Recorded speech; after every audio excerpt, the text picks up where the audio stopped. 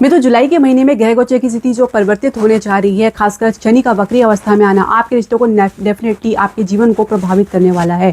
तो इसके लिए ग्रह गोचर की स्थिति को समझेंगे, जिसका विश्लेषण हम मासिक राशिफल देशी श्रृंखला में रख रहे हैं। और आज के इस एपिसोड में हम चर्चा करेंगे हमारी 5वीं राशि सिंह राशि और 6ठी राशि कन्या राशि के बारे में। आने वाला जुलाई का महीना इनके लिए कैसा रहेगा और सबके बारे में हम चर्चा करेंगे, जिसमें आपका स्वास्थ्य है, शिक्षा करियर है, कार्य क्षेत्र का माहौल है, बिजनेस है, प्रेम संबंध है और जीवन साथी के संबंध है, जो बहुत ही महत्वपूर्ण पड़ाव है हमारे प्रत्येक मानव के जीवन का। इसकी चर्चा करेंगे, साथ ही जाने कुछ आसान उपाय। तो वीडियो के अंत तक आप जरूर बने रहे। हरे कृष्ण मित्रों, मैं हूं आपके होस्ट तो ज्योतिष आचार्य पूजा। स्वागत है आपका मेरे यूट्यूब चैनल डिकोड एस्ट्रोलॉजी में। सिंह राशि वाले अपने जन्म राशि और लगन के अनुसार देख सकते हैं जो ग्रह गोचर की स्थिति शुरुआत में बनने जा रही है इस प्रकार है। लगन में केतु गोचर कर रहे हैं और सप्तम भाव में राहु गोचर कर रहे हैं। लग्नेश आपके एकादश भाव में मिथुन राशि में गोचर कर रहे हैं और द्वादश भाव में उच्च के बृहस्पति और वक्री बुध और शुक्र गोचर कर रहे हैं। शनि आपके अष्टम भाव में गोचर कर रहे हैं। मंगल आपके दशम भाव में गोचर करे, जो कि आपके योग कारक ग्रह हैं। समय अनुसार परिवर्तन देखेंगे, जैसे कि शुक्र 4 जुलाई को सिंह राशि में प्रवेश कर जाएंगे, यानी जो शुक्र है वो आपके लगन में आ जाएंगे, लेकिन केतु के साथ इनकी युति रहेगी। बुध 7 जुलाई को मिथुन राशि में प्रवेश कर जाएंगे वक्री अवस्था में। सूर्य जो है 16 जुलाई को कर्क राशि में यानी द्वादश भाव में आ जाएंगे। बुध 24 जुलाई को मार्गी होंगे, तो शनि 27 जुलाई को वक्री अवस्था में आ जाएंगे, जो आपके सप्तमेश है। अब वैसे भी शनि आपके अष्टम भाव में गोचर करे, ऊपर से वक्री अवस्था, बहुत ज़्यादा चैलेंजेस आपके जीवन में आने वाले हैं और लंबे समय तक शनि आप इस वक्री अवस्था में रहेंगे, तो सावधान रहें और डर से नहीं हिम्मत से काम लें, क्योंकि स्वास्थ्य की दृष्टि से थोड़ा सा आपके उतार चढ़ाव बढ़ा रह सकता है। पुरानी समस्या में थोड़ा लंबा आपको खिंचाव देखने को मिल सकता है, जिसमें राहत मिलने में थोड़ा समय लग सकता है। इसके अलावा सूर्य का द्वादश भाव में होना तो कहीं ना कहीं कमजोरी को लेकर हड्डियों से रिलेटेड प्रॉब्लम, आंखों से रिलेटेड समस्या देखी जा सकती है। हालांकि शुक्र का आपके जो है लगन भाव में आना, जो कि कह सकते हैं कि केतु के साथ इनकी जो युति होना कहीं ना कहीं रिश्तों को लेकर, संबंधों को लेकर मन में उच्चाटन की स्थिति देखी जा सकती है। अब शुक्र आपके दशम भाव के स्वामी हैं, तो प्रोफेशनल लाइफ में भी इसका असर देखने को मिलेगा। तो ऐसे में अपने आप को ग्राउंडेड करके चलें और जितना हो सके आप सीखने का प्रयास करें, रिएक्शन देने की बजाय सुनने का प्रयास करें और व्यायाम और मेडिटेशन जरूर करें। अब अगर बात करें शिक्षा करियर की, तो पंचम भाव के स्वामी बृहस्पति उच्च अवस्था में द्वादश भाव में गोचर कर रहे हैं। तो हालांकि ये जो बृहस्पति की अवस्था तो अच्छी बनी हुई है, लेकिन क्योंकि यहाँ पे द्वादश भाव में है, तो कहीं ना कहीं यहाँ आपको नुकसान या कुछ जल्दबाजी की वजह से आपको कुछ खर्चा अधिक करना पड़ सकता है। विदेश के लिए प्रयास आप भरपूर तरीके से कर रहे हैं, जो अब तक आपको सफलता मिलनी चाहिए वो वैसी सफलता आपको नहीं मिल पा रही थी। हालांकि अब आपको अगर प्रयास करें तो डेफिनेटली सफलता तो मिलेगी, परंतु ये है कि शुक्र जो है आपके लगन भाव में आ जाएंगे और जिसकी वजह से कहीं ना कहीं आपके हिम्मत में या कॉन्फिडेंट लेवल में थोड़ी कमी और भी बढ़ सकती है, खासकर जब सूर्य आपके द्वादश भाव में आएंगे। लेकिन आप अपने कॉन्फिडेंट को इंटैक्ट बनाए रखें, आत्मविश्वास को लेकर चलें, आपको सफलता जरूर मिलेगी, यह मान कर चलें। कैंपस प्लेसमेंट में भी आपके अच्छे आसार देखने को मिलेंगे, कुछ अच्छे ऑफर्स आपको देखने को मिल सकते हैं। करियर की शुरुआत भी काफ़ी बढ़िया रहेगी। थोड़ा सा अपना मन लगाने का प्रयास करें, शुरुआत में एडजस्ट में दिक्कत आ सकती है। कार्य क्षेत्र की हम बात करेंगे, दशम भाव के स्वामी शुक्र है, द्वादश भाव में गोचर करें और आप उसके बाद लगन में आएंगे। हालांकि लगन में केंद्र भाव में तो आना अच्छी बात है, लेकिन केतु के साथ थोड़ा सा विपरीत परिणाम देखने को मिल सकता है, जहाँ पे किसी कार्य को लेकर मन उच्चाट देखा जा सकता है या कुछ ऐसी रिस्पॉन्सिबिलिटी आपको मिल सकती है जिसकी वजह से मन ना लगना, या किसी कलीग के कारण कुछ इस प्रकार की समस्या देखने को मिल सकती है जिसके साथ आपको काम करना पड़े, उसके साथ आपके विचार ना मिलना, तो इस प्रकार की समस्या देखने को मिल सकती है। और नौकरी के लिए प्रयास करें तो अच्छी आप कह सकते हैं कि थोड़ा सा संघर्ष के बाद सफलता आपको देखने को मिलेगी।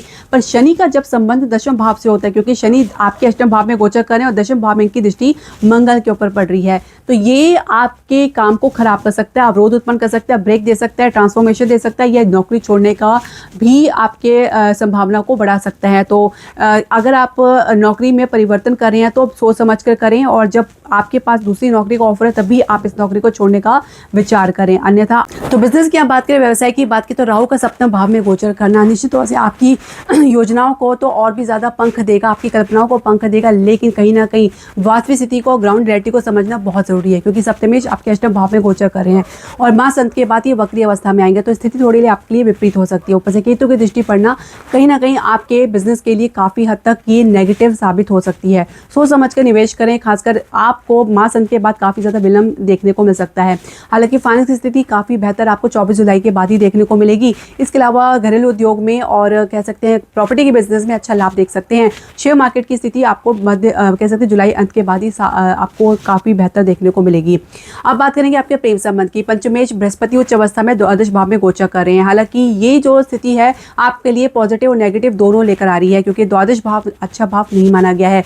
तो कहीं ना कहीं आपको इसके संदर्भ में इसके कारक को भी आपको कह सकते हैं कि फेस करना पड़ सकता है, जिसमें अनावश्यक नुकसान या खर्चा आपको देखने को मिल सकता है। इसके अलावा परिपक्वता की मैच्योरिटी की कमी भी देखने को मिल सकती है। कुछ जल्दबाजी करते नजर आ रहे हैं। खासकर शुक्र का आपके लगन भाव में केतु के साथ आना संबंध में मधुरता और प्रेम के जो भाव को कम करता नजर आएगा। थोड़ा सा आप इसकी वजह से कंफ्यूजन संदेह की स्थिति में आ सकते हैं और रिश्ते पर आप कुछ न कुछ आप विश्वास करते हुए नजर नहीं आएंगे। तो ऐसी स्थिति में डिस्टेंस आना स्वाभाविक है। और खासकर बकरी अवस्था में जब बुध होते हैं तो कम्युनिकेशन गैप भी अधिक देखा जा सकता है, मिसअंडरस्टैंडिंग देखी जा सकती है। तो इस प्रकार की संभावना बनती नजर आएगी। और 24 जुलाई के बाद अगर कम्युनिकेशन गैप में कुछ कमी आती है, मिसअंडरस्टैंडिंग दूर होती है, फिर भी मन में किसी बात को लेकर खटास बनी रह सकती है। इसके अलावा विवाह की चर्चा में जल्दबाजी तो दिखाएंगे, लेकिन बाद में खुद ही इससे पीछे हटते नजर आएंगे। इसके अलावा जीवन साथी के संबंध में आपको काफी हद तक सहयोगिता लेकर आनी होगी। केतु राहु आपके जीवन को काफी हद तक प्रभावित कर सकते हैं, खासकर यदि कुंडली के हिसाब से आपकी इसकी दशा या अंतर्दशा चल रही है। इसके अलावा अगर हम समझे तो संतान प्राप्ति के लिए आपको जो है 24 जुलाई के बाद ही कुछ सही स्थिति देखने को मिलेगी। फिर भी बृहस्पति को आपको मजबूती देनी होगी। इसके अलावा लग्नेश के लिए प्रत्येक दिन आपको नहा धोकर आपको 8 बजे से पहले सूर्यदेव को अर्घ्य देना है और आदित्य हृदय स्तोत्र का पाठ पढ़ना है। शनि के लिए आपको इसको उपाय जरूर करना है। प्रत्येक शनिवार को शनि मंदिर में काले तिल तेल का दान अवश्य करें। आप छठी राशि कन्या राशि के बारे में जान रहे थे। आप अपनी जन्म राशि लगन के अनुसार देख सकते हैं। जो ग्रह गोचर की स्थिति इस प्रकार बनने जा रही है। शुरुआत में सप्तम भाव में शनि गोचर कर रहे हैं और छठे भाव में राहु गोचर कर रहे हैं। उनके ठीक विपरीत भाव में द्वादश भाव में केतु गोचर कर रहे हैं। शुक्र बृहस्पति और आपके लग्नेश बुध वक्री अवस्था में एकादश भाव में गोचर कर रहे हैं। दशम भाव में सूर्य गोचर कर रहे हैं। मंगल आपके भाग्यस्थान नवम भाव में गोचर कर रहे हैं। समय अनुसार आप इसमें परिवर्तन देखेंगे, जैसे कि 4 जुलाई को शुक्र जो है सिंह राशि द्वादश भाव में प्रवेश कर जाएंगे। लग्नेश बुध आपके वक्री अवस्था में रहते हुए आपके दशम पीछे की गति करेंगे और दशम भाव में आ जाएंगे। और सूर्य 16 जुलाई को कर्क राशि यानी एकादश भाव में सूर्य के बृहस्पति के साथ युति बनाएंगे।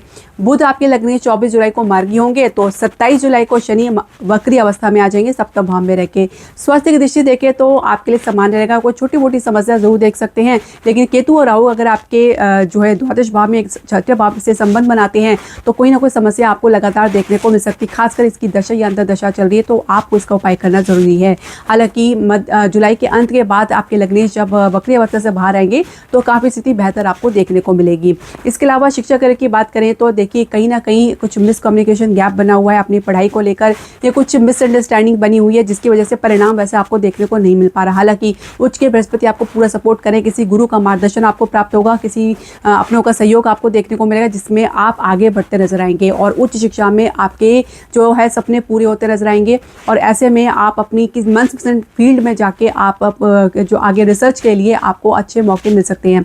करियर की शुरुआत काफ़ी बेहतर रहेगी। हालांकि शुरुआत में थोड़ा सा कम्युनिकेशन गैप देखा जा सकता है। धीरे धीरे इसमें आपको सुधार देखने को मिलेगा। खासकर 24 जुलाई के बाद स्थिति आपके लिए और भी बेहतर होगी। इसके अलावा अगर हम समझिए बिजनेस व्यवसाय की तो देखिए सप्तमेश का उच्च अवस्था में एकादश भाव में होना अच्छा लाभ की स्थिति तो बनी हुई है, अच्छे प्रोग्रेस की, विस्तार की और कह सकते हैं कि इसमें बढ़ोतरी आपको अच्छी खासी देखने को मिलेगी। खासकर रियल एस्टेट के बिजनेस में, प्रॉपर्टी के बिजनेस में अच्छा खासा लाभ आपको मिलता नजर आएगा। सप्तम भाव में शनि का गोचर होना आप किसी लंबे प्रोजेक्ट में भी अपना भाग्य आजमा सकते हैं या उसमें पहले से अगर आप लगे हुए हैं तो एक अच्छा आपको लाभ देखने को मिलेगा। हालांकि जुलाई अंत के बाद इसमें आप संघर्ष भी देख सकते हैं क्योंकि शनि वक्री अवस्था में आपके गोचर करेंगे सप्तम भाव में। तो विलंब के लिए आप तैयार रहें और कुछ प्रोजेक्ट के डिले के लिए भी आप देख सकते हैं या कुछ प्रोजेक्ट खटाई में पड़ सकते हैं। हालांकि सप्तमेश का उच्च अवस्था में होना आपके लिए सहायक रहेंगे और आपको चिंता की आवश्यकता नहीं है। शेयर मार्केट में सोच समझ कर इन्वेस्टमेंट करें क्योंकि कहीं ना कहीं इसमें गिरावट आपको देखने को मिलेगी। इसके अलावा अगर हम बात करें आपके प्रेम संबंध की तो पंचम भाव में उच्च की बृहस्पति दृष्टि पड़ रही है और आपके लग्नेश शुरुआत में दृष्टि डालेंगे और शुक्र डालेंगे, लेकिन शुक्र बाद में द्वादश भाव में केतु के साथ चले जाएंगे। फिर भी स्थिति जो है आपके अनुकूल बनी रहेगी। हालांकि संबंध में थोड़ा सा संदेह की जगह आ सकती है, थोड़ा नुकसान उठाना पड़ सकता है, कुछ मनमुटाव देखा जा सकता है, मिसअंडरस्टैंडिंग देखी जा सकती है, लेकिन कुल मिला के फिर भी बृहस्पति इसको संभालने का पूरा काम करेंगे। और 24 जुलाई के बाद जब आपके लग्नेश वक्री अवस्था से बाहर मार्गी होंगे तब आप और इसमें सुधार देखेंगे, लेकिन फिर भी सावधान रहने की इसलिए आवश्यकता है क्योंकि शुक्र का आपका जो है भाग्येश भी है और द्वितीय भाव के स्वामी है।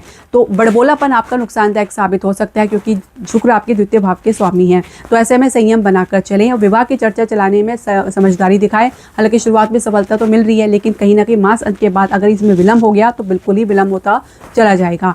इसके अलावा अगर हम बात करें जीवन साथी संबंध की, तो अच्छे संबंध बने हुए, जीवन साथी के लाभ से आप हर्षित रहेंगे या उनकी किसी उपलब्धि से आपको गर्व महसूस होगा। साथ ही संतान प्राप्ति का सुयोग उत्तम बना हुआ है, यदि आप प्रयास करें तो आपको सफलता जरूर मिलेगी। उपाय की बात कर लेते हैं। प्रत्येक बृहस्पतिवार को पीले वस्तु का दान करें या पीला तिलक लगाएं, गाय को पीला भोजन खिला सकते हैं। इसके अलावा प्रत्येक बुधवार को आप गणेश जी को जो है आप दुर्वा घास अर्पित करें और अथर्वशीर्ष का पाठ नित्य आपको करना है। अब क्योंकि शनि आपके सप्तम भाव में वक्री अवस्था में आएंगे और आपके पंचमेश और छठेश भी है, तो ऐसे में शनि का भी उपाय आप कर सकते हैं। आप चाहे तो प्रत्येक शनिवार को शनि मंदिर में काले तिल का दान करें। यदि संभव ना हो तो आप किसी गरीब व्यक्ति मजदूर की आप प्रत्येक शनिवार को खान पान से किसी अन्य तरह से आप उनकी सहायता कर सकते हैं। ये उपाय आप जरूर करें, इसका लंबे तौर से आपको लाभ देखने को मिलेगा और निस्वार्थ भाव से आपको करनी चाहिए। तो मित्रों, ये जानकारी आपके लिए उपयोगी रहेगी, ऐसे हम आशा करते हैं। ऐसे अन्य जानकारी जुड़ने के लिए आप हमारे चैनल को लाइक शेयर सब्सक्राइब करना बिल्कुल ना भूलें। धन्यवाद। हरे कृष्णा।